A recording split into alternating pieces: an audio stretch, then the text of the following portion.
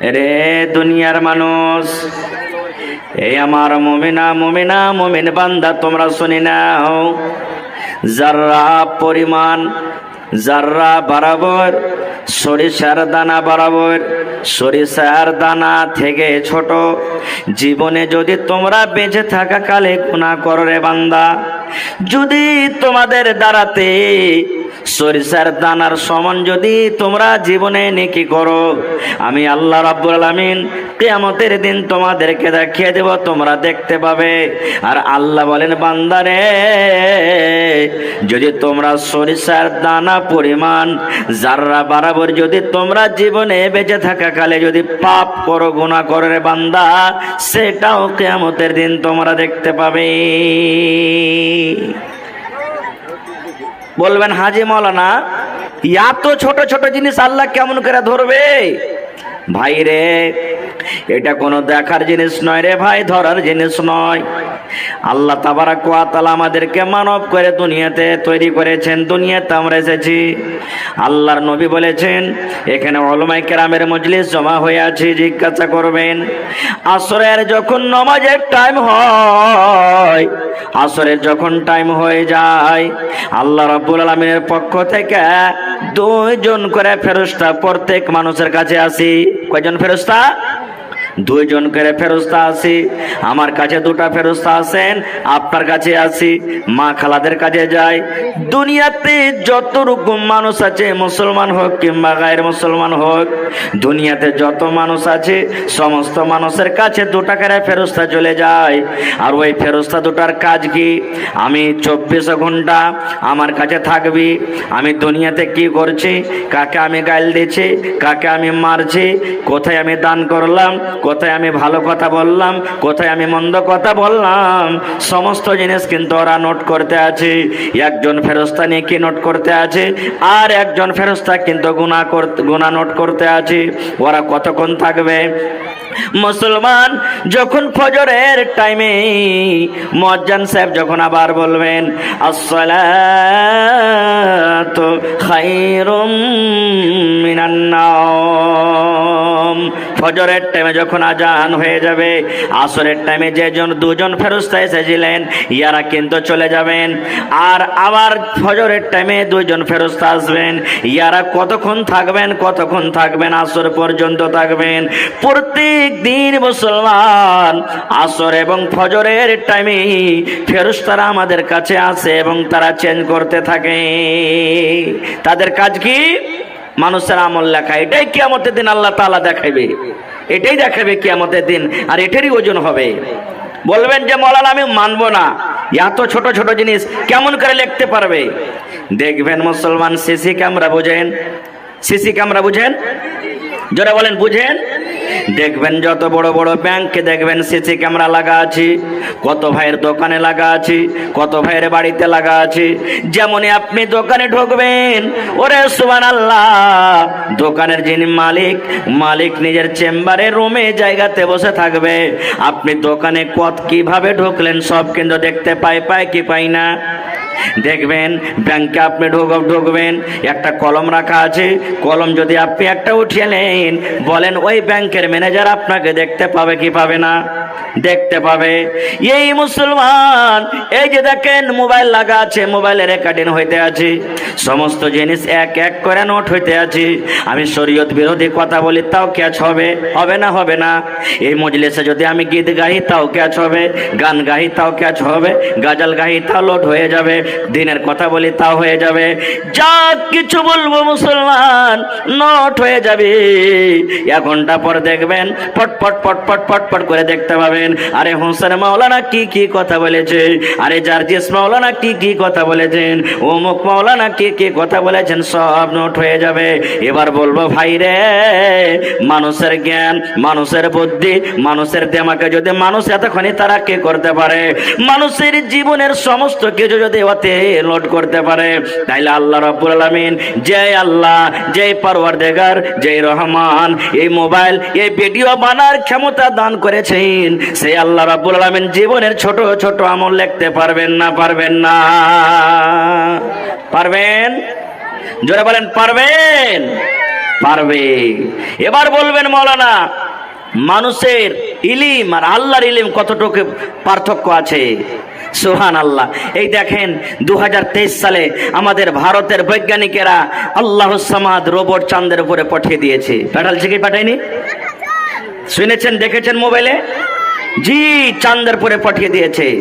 এবার আপনাকে বলবো মুসলমান, মানুষের জ্ঞান, মানুষের বুদ্ধি, 4,80,000 কিলোমিটার দূরে চাঁদ আছে, জমিন থেকে চাঁদ আছে। 4,80,000 কিলোমিটার দূরে যদি জমিন থেকে রিমোটের দ্বারাতে যদি ওই চাঁদের উপরে জাহাজকে পাঠিয়ে দিতে পারে, সুবহানাল্লাহ, তাহলে মুসলমান আল্লাহ রাব্বুল আমিন এত উঁচাতে যাকে এই ক্ষমতা দান করেছেন, মানুষের দেওয়া দেমাকে যদি মানুষ চাঁদের উপরে যেতে পারে, মানুষের আল্লাহ তাবারাক ওয়া তাআলার দেওয়া বুদ্ধি থেকে না যদি মানুষ চাঁদের উপরে যেতে পারে, আল্লাহ রাব্বুল আমিন কেন এই ছোট ছোট জিনিসকে লিখতে পারবেন না? এবার মানুষের ইলম আর গোটা পৃথিবীর মানুষের ইলম আর আল্লাহর ইলমের একটা উদাহরণ নিলেন। আল্লাহর নবী মুহাম্মদ সাল্লাল্লাহু আলাইহি সাল্লাম একদিন সাহাবীদেরকে বললেন, এবার নবীজি এই সমুদ্রে নদীতে একটা সুই ডুবিয়ে দিয়েছেন। সুই বোঝেন, যে সুই আমার মায়েরা খালারা এই বাড়িতে খেতা সিয়ায়, এরকম ধরনের একটা সুই ডুবিয়ে দিলেন। এবার সুইটা যেমনই উঠিয়ে নেওয়া, সুইয়ের মাথাতে এক ফোঁটা পানি আসবে কি আসবে না বলেন তো? আসবে। এবার সুইয়ের মাথাতে পানি এলো। আল্লাহর নবী সাহাবীদেরকে বললেন, সাহাবী রে, এই সুইয়ের মাথাতে পানি এলো রে বাবা, এই সমুদ্রের মোকাবিলাতে সমুদ্রের হিসাবে এই সুইয়ের মাথাতে কতটুক পানি হলো না? তা নায়ের বরাবর এক ফোঁটা।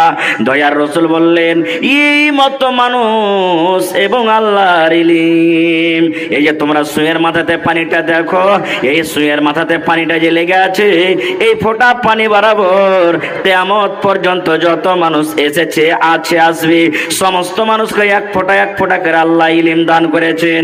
আর এই যে গোটা সমুদ্রে তোমরা পানি দেখতে পাও, এই সমুদ্র বরাবর ইলম আল্লাহ রাব্বুল আমিন নিজের কাছে রেখেছেন। ভাই আমার, তাহলে আল্লাহ তাবারাক ওয়া তাআলার এই আয়াতের প্রতি আমরা ভরসা, বিশ্বাস, ঈমান রাখি কি রাখি না? যে জাররা বরাবর, সরিষার দানা বরাবর যদি দুনিয়াতে নেকি করি তাও আল্লাহ দেখাবেন, আর যদি গুনাহ করি তাও আল্লাহ দেখাবেন। বিশ্বাস আছে তো ভাই? জোরে বলেন, ঈমান আছে? আর একটু আগে চলেন ভাই মুসলমান। জীবনের মানুষের ছোট ছোট নেকিকে ছোট মনে করতে হবে না, আর ছোট ছোট গুনাহকে ছোট ছোট মনে করতে হবে না।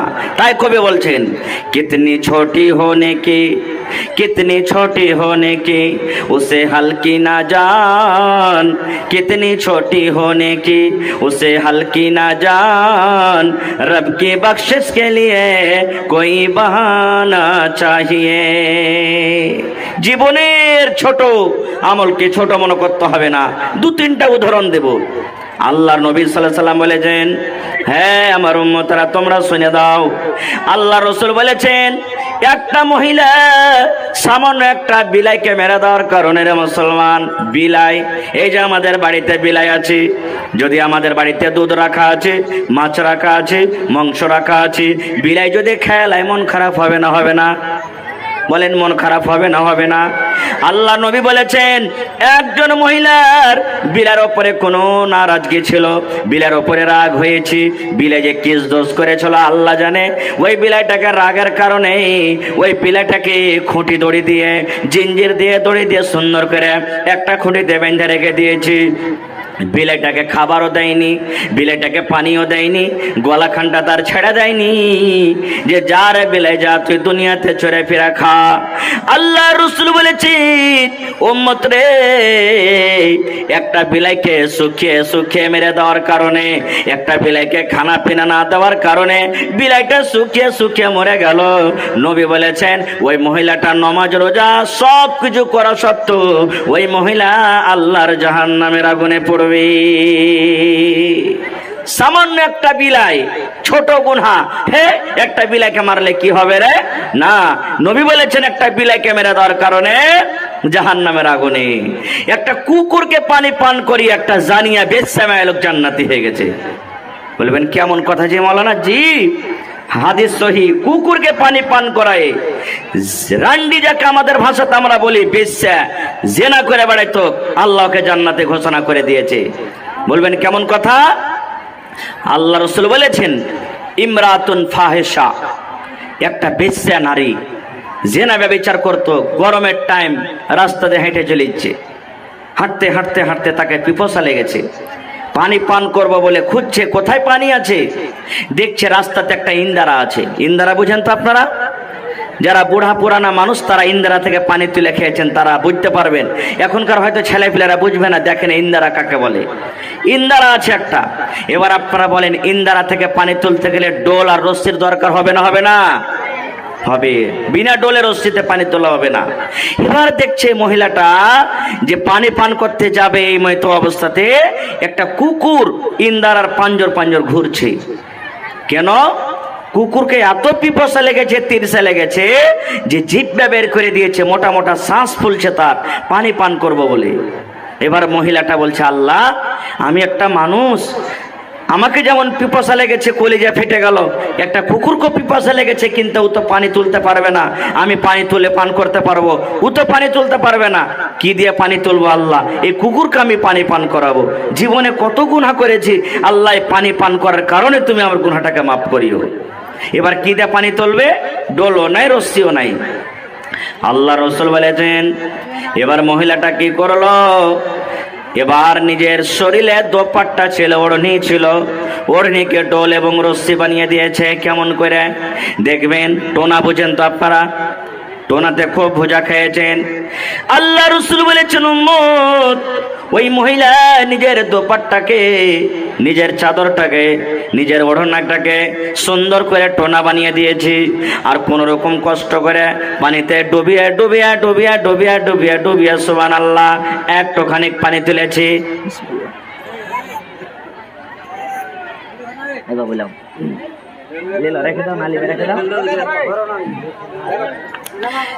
এবার আস্তে আস্তে করে পানি তুলে দিয়েছি। আল্লাহর নবী বলেছেন, ওই ওড়না দোপাট্টাতে পানি তোলার পর পা দিয়ে এরকম ভাবে একটু গর্ত করে দিয়েছি, একটু করে খাল করে দিয়েছি। এবার ওড়নার পানি খানটাকে ঢেলে দিয়েছে। এবার কুকুর জিভে দিয়ে চেটে চেটে চেটে চেটে চেটে চেটে পানি পান করতে শুরু করেছে। দেখবেন বাড়িতে বকরি আছে, বাড়িতে গরু আছে, মহিষ আছে, পানি যখন খেতে দেবেন চুম করে করে খাবে। কিন্তু কুকুর দেখবেন, কুকুর বাড়িতে মার খাবে, পানি খাবে, তখন কিন্তু কুকুর ওই জানোয়ারের মতো, গরুর মতো, বকরির মতো, মহিষের মতো চুম করে খাবে না, জিভ বেঁধে চেটে চেটে পানি পান করবে। আল্লাহ নবী বলেছেন, ওই মহিলা, ওই বেটি ছেলা যখন তার সামনে পানি রাখলো, কুকুর জিভ বেঁধে চেটে চেটে চেটে চেটে পানি পান করে হাঁপি তার বন্ধ হয়ে গেল, পিপাসা তার মরে গেল। আল্লাহ নবী বলেছেন, ওরে সুবহানাল্লাহ, একটা জানিয়া মেয়ে ছেলে সারা জীবন জেনা করত, কত রকম পর পুরুষ তার ইজ্জত দেখেছে, কিন্তু একটা ছোট্ট সামান্য আমল, একটা কুকুরকে পানি পান করার কারণে আল্লাহ রাব্বুল আমিন তার জীবনের গুনাহকে মাফ করে আল্লাহ তাকে জান্নাতে ঘোষণা করে দিলেন। সুবহানাল্লাহ, জান্নাতি ঘোষণা করে দিলেন। এবার বলবো, মাওলানা, কুকুর তো একটা নাপাক জানোয়ার, কত নাপাক জানোয়ার রে ভাই। তাহলে শোনেন, আল্লাহ নবী বলেছেন, এ আমার মায়েরা, খালারা, কুকুর এত বড় নাপাক জানোয়ার গে মা। নবী বলেছেন, কুকুর যদি তোমার তরকারিতে মুখ দিয়ে দেয়, নবী বলেছেন তুমি তরকারি খেয়ে না, তরকারি ফেলে দাও। রুটিতে মুখ দিয়েছে, রুটি খেয়ে না, ফেলে দাও। ভাতে মুখ দিয়েছে, ভাত খেয়ে না, ফেলে দাও। আল্লাহ রাসূল বলেছেন, যদি তোমার হাঁড়িতে, বর্তনে, লোটাতে, থালিতে, কড়াইতে যদি কুকুর মুখ দিয়ে দেয়, নবী বলেছেন তাকে তোমাকে 7 বার করে ধুতে হবে। কারণ কুকুর এত নাপাক জানোয়ার, তোমাকে 6 বার মাটি দিয়ে ছাই দিয়ে মানতে হবে, আর 1 বার 7 বার এরকম এরকম এরকম করে ধুয়ে নিতে হবে। রাসূল বলেছেন, একটা বর্তনে যদি কুকুর মুখ দিয়ে দেয়, ওই কুকুরটাকে 7 বার করে ধুতে হবে, ওই বর্তনটাকে 7 বার করে ধুতে হবে, তাহলে বর্তনটা পাক হবে। এবার বলবো মুসলমান, কুকুর একটা এত বড় নাপাক জানোয়ার, যদি বর্তনে মুখ দিয়ে দেয়, 7 বার করে বর্তন না ধুতে গেলে বর্তন পাক হবে না।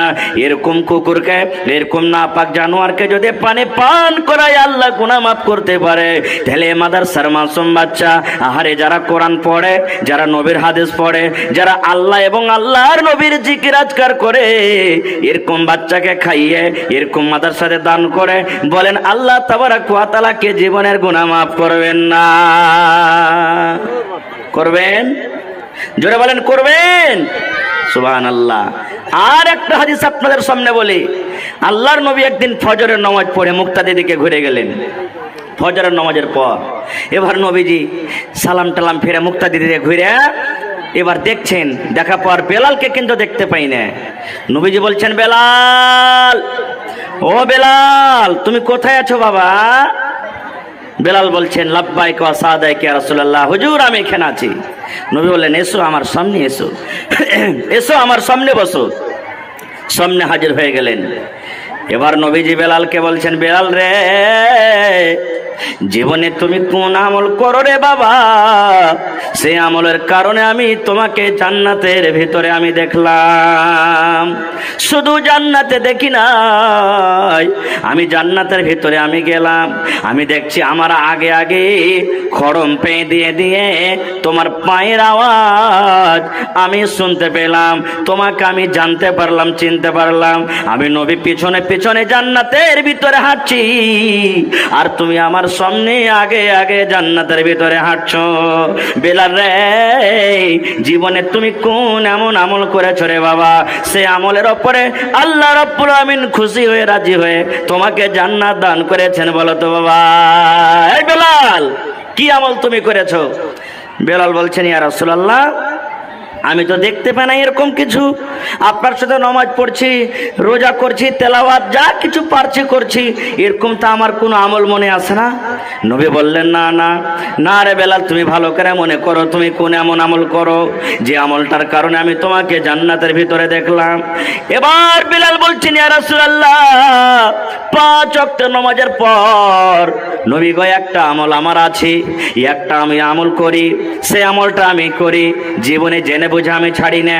কি আমলটা? বলছে, নবী গো,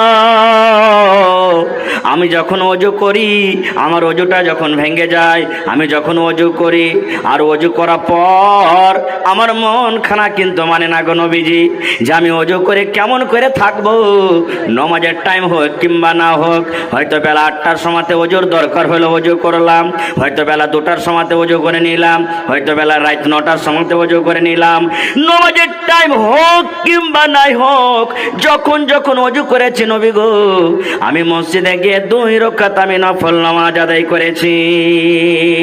আমি ওযু করার পর ওযুর আমি হকটা আদায় করেছি। আমি ওযু করার পর মন খান আমার থামলো না, আমি মসজিদের ভিতরে চলে গেলাম, আর মসজিদের ভিতরে যাওয়ার পর আমি 2 রাকাত আমি নামাজ আদায় করি। আল্লাহ রাসূল বলেছেন, বেলাল রে, এই আমলটার কারণে আমি তোমাকে জান্নাতের ভিতরে দেখলাম, যে আমার আগে আগে তুমি জান্নাতে হাঁটছো। নারে তাকবীর। আর একটা হাদিসের কথা বলি, যেটা আমরা পাপকে পাপ মনে করি না। আচ্ছা ভাই, এই আমাদের সমাজে একটু আপনারা অন্তর থেকে বলবেন, সবাইকে আমরা পানি নিয়ে পেশাব করছি? জোরে বলেন, পানি নিয়ে পেশাব করছে কি না? পানি লি না আমি। এবার একটা হাদিস শুনেন, নবীজি একটা ঘোড়ার উপরে চড়ে আছেন, ঘোড়ার উপরে চড়ে আছেন, যাচ্ছেন, যেতে যেতে যেতে হঠাৎ ঘোড়াটা ঝিড়কে গেল, বিদকে গেল, মনে হয় নবীজিকে ঘোড়া ফেলে দিবে, এরকম হয়ে গেল। নবীজি নেমে গেলেন, সাহাবায়ে কেরাম শুতে আছেন। আল্লাহ রাসূল সাল্লাল্লাহু আলাইহি সাল্লাম নামার পর দেখছেন ওখানে কয়েকটা কবর আছে। কি আছে? কবর আছে। এবার নবীজি বললেন, হ্যাঁ গো, এই কবরগুলোকে তোমরা চিনো? বলছে, জি হুজুর চিনি। আল্লাহ রাসূল সাল্লাল্লাহু আলাইহি সাল্লাম বললেন, ও আমার সাহাবীর দলেরা শোনো, এই আমার ঘোড়া বিদকে গেল, ঘোড়া আমার ধিড়কে গেল, যেন আমাকে ঘোড়া ফেলে দিবে। কেন আমার ঘোড়াটা ধিড় গেল তোমরা জানো? বলছেন না। আল্লাহ রাসূল বললেন, এই কবরের ভিতরে আযাব হয়, এই কবরের ভিতরে এখন আযাব হয়। দুনিয়ার কোনো মানুষ, দুনিয়ার কোনো জিন এই কবর আযাব শোনার আল্লাহ রাব্বুল আলামিন তাকে ক্ষমতা দান করেনি, কিন্তু জানোয়ারেরা শুনতে পায়, বুঝতে পারে। এই কবর আযাব শুনে আমার ঘোড়া ধিড়কে গেল, যেন আমাকে ফেলে দিবে। সাহাবায়ে কেরাম বলছেন, ইয়া রাসূলুল্লাহ, তারা দুনিয়াতে কোন এমন পাপ করেছিল, দুনিয়াতে কোন এমন গুনাহ করেছিল, সেই গুনার কারণে কবরে তারা আযাব হয়, নবীকে একটু বলেন। আল্লাহ রাসূল বললেন, হে আমার মায়েরা, খালারা, যুবকেরা শুনেন। নবী বললেন, সাহাবীরি, গুনাহ দুটা বড়, পাপ দুটা বড়, গুনাহ দুটা বড়, পাপ দুটা বড়, কিন্তু গুনাহ থেকে বাঁচাটা ছিল আসান। মানুষ ইচ্ছা করতে গেলে গুনাহ থেকে বাঁচতে পারত, কিন্তু গুনাহ থেকে না বাঁচার কারণে আল্লাহ রাব্বুল আলামিন তার কবরে তারাকে শাস্তি দেন। কত জোরে জোরে তারা চিৎকার করে তোমরা জানো? কত জোরে জোরে কবরে তারা কান্দে জানো? হাউমাউ করে চিৎকার করছে, মা বাঁচাকে, আল্লাহ মরে গেলাম, আল্লাহ মরে গেলাম, আর সহ্য হয় না, আল্লাহ তুমি বাঁচাও, আল্লাহ তুমি বাঁচাও। এরকম ভাবে তারা কবরে চিৎকার করে কান্দে। আল্লাহ রাসূল বললেন, সাহাবীরে, যদি আমি আল্লাহকে বলি, মাবুদ, এই কবরে এরা এত ভাবে চিৎকার করছে, আল্লাহ তুমি একটু আমার সাহাবীরাকে শুনিয়ে দাও। আমি যদি আল্লাহকে দোয়া করি, আল্লাহ তোমাদেরকে শুনিয়ে দিবে, কিন্তু আমি দোয়া করব না। এই জন্য দোয়া করব না যে তোমাদের যখন আত্মীয় কেউ মারা যাবে, ভয়ের কারণে তখন তোমরা তাকে দফন করবে না, দফনই করবে না তোমরা তাকে, যে ওই বাপরে কবরে এরকম আযাব, একে দফনই করব না। এবার সাহাবীরা বলছেন, হুজুর, তারা কোন এমন পাপ করত যে পাপের কারণে কবরে আযাব? আল্লাহ রাসূল সাল্লাল্লাহু আলাইহি ওয়াসাল্লাম বলেন, সাহাবীরে, দুজনের মধ্যে একজন ছিল চুগলখোর। কি ছিল? জোরে বলেন। চুগলখোর ছিল, গীবত করত, চুগলখড়ি করত, ইয়ার কথা ওয়াকে লাগে যেত, কর কথা ওয়াকে লাগে যেত, গীবত করত, অমুক মাওলানা তো এরকম রে, অমুক হাজি সাহেব তো এরকম রে, অমুক নমাজি তো এরকম রে। এক নম্বর গুনাহ এটা। আর দুই নম্বর, যে কবরে আযাব হয়, এই লোকটা পেশাবের ছিটা থেকে বাঁচত না, পেশাবের ছিটে থেকে বাঁচতক না। ভাই, একটা হুঁচলা বেটা ছেলে জালসা শুনতে গেছে, আর জালসা শুনতে যা মাওলানারা বলেছেন যে ভাই, পেশাব যখন করবে তো নরম জায়গাতে পেশাব করিও। কেন? কড়া জায়গাতে পেশাব করলে ছুটে আসবে না, আসবে না ভাই? আপনার দিকে ছুটে চলে আসবে। ই হুঁচলা বেটা ছেলে কি করেছে, তারপর দিন জালসা শুনতে যে বোরাতে আধ বোরা বালি লিয়ে যেখানে যেখানে যে ঘাড়ে কেরা মাথা টেকেরা বালি ডুয়েলে বেড়াই। ওকে তখন একটা লোক কইছে, হারে ভাই, কি করছিস তুই? কি মাথাতে তোর এগলে? কইছি, এই লেগে তুই জীবনে কোনোদিন জালসা শুনতে যাই না শালা। একটা আমার সাথীর চক্করে পড়ে রাইতে জালসা শুনতে গেছি, হুসেন মাওলানা ওয়াজ করেছে যে লরম মাটি দিয়ে তুই পেশাব কর। আর লরম মাটি কোনটা খুঁজে বেড়াবো? ওই লেগে বালি নিয়ে বেড়াচ্ছি, যখন যখন পেশাবের জরুরি হবে আমি বালিতেই পেশাব করবো। এর মতলব এটা নয় যে বালি নিয়ে বেড়াইতে হবে। ভাই মুসলমান, এবার আমার যুবকেরা বলবো, যুবক রে, পেশাবের ছিটাতে যদি না বাঁচার কারণে কবরে যদি আযাব হয়, আপনি রাত দিন 24 ঘন্টা নাপাক হয়ে থাকছেন, রাত দিন আপনি পেশাব করছেন, পানি নেন না, তাইলে আপনার অবস্থা কিয়ামতের দিন কি হইতে পারে কবরে। বুঝলেন? বুঝলেন? এটা জরুরি নয় যে মৌলভী সাহেব নামাজ পড়ি না তো কি করব, পানি খরচ করে কি করব, যে না। আত-তাহুর শাতরুল ঈমান, নবীর হাদিস। মানুষের পাক সাফ থাকাটা হলো ঈমানের আধখানি অঙ্গ, আধখানি আলামত, আধখানি ঈমান, পাক সাফ থাকাটা। এই জন্য নামাজ পড়েন বা না পড়েন, আপনাকে পানি নিয়ে পেশাব করতে হবে। নবীর হাদিস, পানি না পান এমন জায়গাতে আছেন, শুখা ইট শুখা ঢাললে আপনাকে সেই কাজটা ইস্তেঞ্জা করতে হবে, কিন্তু আপনাকে পাক সাফ হয়ে থাকতে হবে। আর একটা হলো কি, গীবত, চুগলখড়ি। গীবত একটা আলাদা জিনিস, চুগলখড়ি একটা আলাদা জিনিস। এই দুটা কথা আলাদা আলাদা। সময় পেলে ইনশাআল্লাহ কোনোদিন বলবো, তবে 1 মিনিটে আমি দুটা কথা আপনাদের সামনে রাখি। গীবত কাকে বলে? যেরকম আপনি 5 জন 7 জন 10 জন চায়ের দোকানে বসে আছেন, মজলিসে বসে আছেন, আর ওই জায়গাতে আমি নাই হাজির।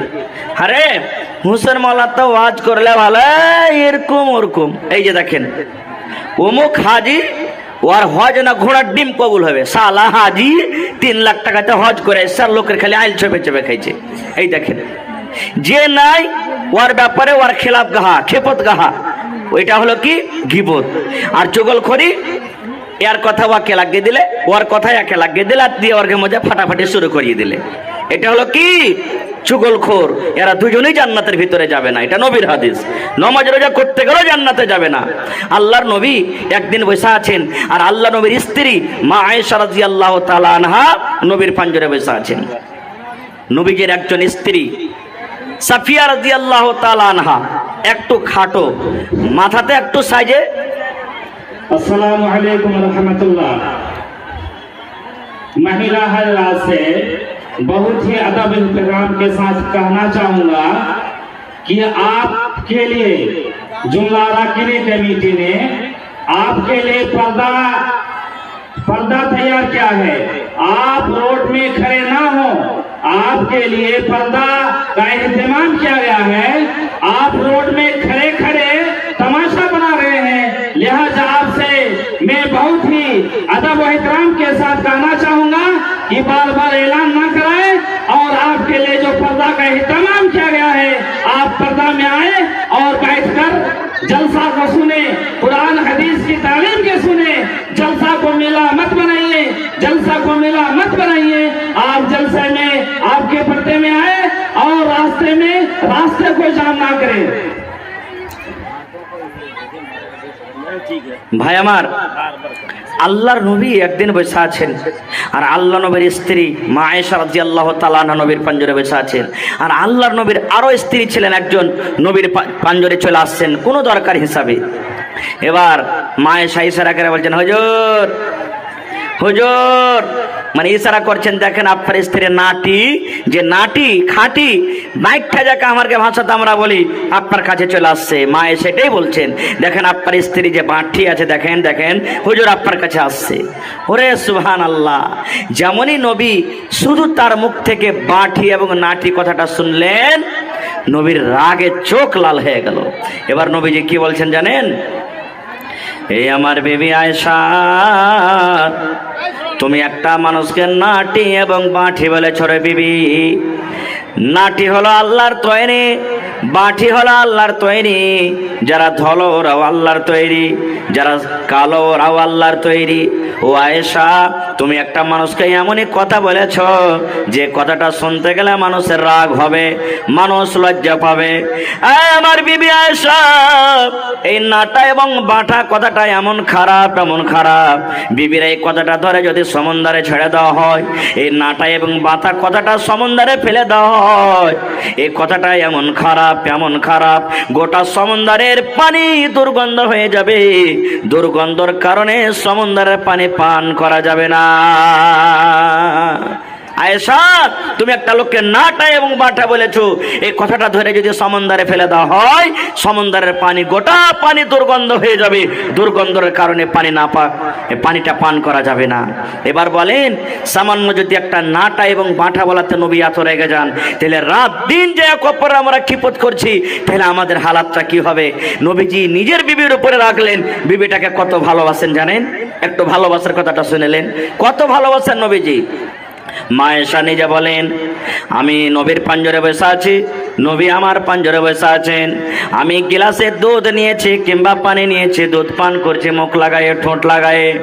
আল্লাহ নবী আমার দেখে দেখছেন আমার বিবি আয়েশা গিলাসের কোন জায়গাতে মুখ লাগায়ে, ঠোঁট লাগায়ে পানি পান করেন। আমার দিকে আমার নবী দেখছেন। মা আয়েশা বলেন, ওই গিলাসটাতে আমি মুখ লাগায়ে, ঠোঁট লাগায়ে পানি পান করতে করতে কিংবা দুধ পান করতে করতে অল্প কিছু পানি আছে কিংবা দুধ বেঁচে আছে। এবার আমি টেবিলের উপরে রেখে দিলাম, নবীর সামনে আমি রেখে দিলাম। যেমনই রেখে দিলাম, সুবহানাল্লাহ, নবীজি চট করে গিলাসটা উঠিয়ে নিলেন।